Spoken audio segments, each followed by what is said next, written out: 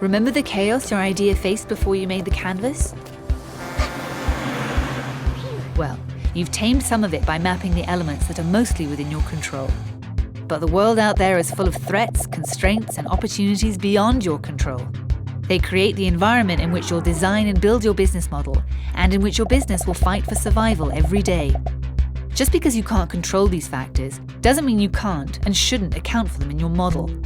Doing so will help prepare your model for threats, ready it for changing legal constraints, and prime it to jump on innovations. Let's see how mapping the environment will affect the Boomer travel agency model. On the right, you'll map market forces, everything related to the customer segments you've selected. Ask yourself, which other segments are there? Which ones are the most lucrative? Looks like Beth's discovered a segment of boomers with a range of disposable wealth. You could ask, which segments are growing and what do they most want? And why might your customers resist? Okay, good. Boomers have trouble adapting to new technology. Now above your canvas, map key trends. Are new technologies about to undercut your value proposition or supercharge it? What regulations are coming up? How is society at large shifting? Right, Carl. Rising medical costs could weigh heavily on your customers. Now to the left, map industry forces. Who are your main competitors? What advantages do their business models provide? Could they crush you?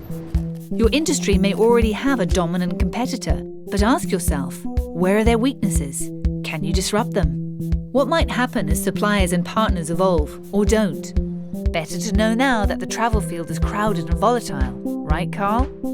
Finally, below your canvas, map macroeconomic forces. How is the global economy doing? Markets may be in a state of rampant uncertainty. How available is capital? Venture capitalists may be taking few risks. How well is the infrastructure developed in the market you are doing business in? Sure, many boomers are experiencing a decline in living standards.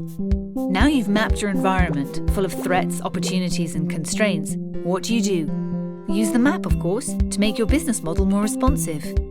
Looking at industry forces on the left side of your canvas, ask, does your model have a competitive edge today?